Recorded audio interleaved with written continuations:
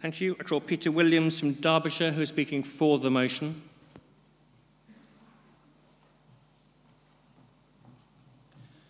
Conference.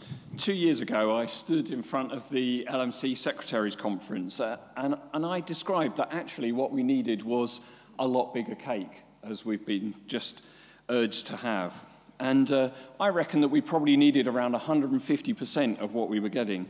The reason behind that was that our practice, being dispensing, trainers, working in a community hospital, we brought in that extra 50%. And as a result, we got all the higher targets with lower referrers, 1 GP for 1,200 patients.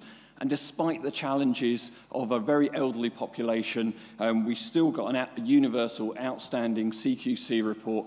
We felt that we were doing really well. Wind forward 2 years.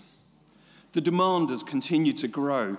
The secondary to primary care shift has just continued. The demands of STP, 5-year forward view, it's all adding to the burden.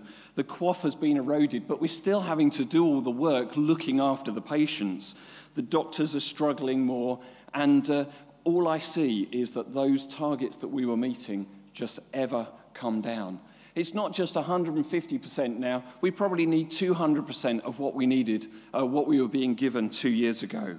What we need is proper funding. It needs to be sustainable funding and continue without being eroded year on year. It needs to be future-proofed for the inevitable rise in the demand and the workload, which we know will come with our ageing population. This is not something we need in 5 years. We need this now. Not doing so will inevitably mean that practices will fold, more doctors will burn out, more patients will suffer, and we will see the demise of the NHS as we see it. Let's have properly funded general practice.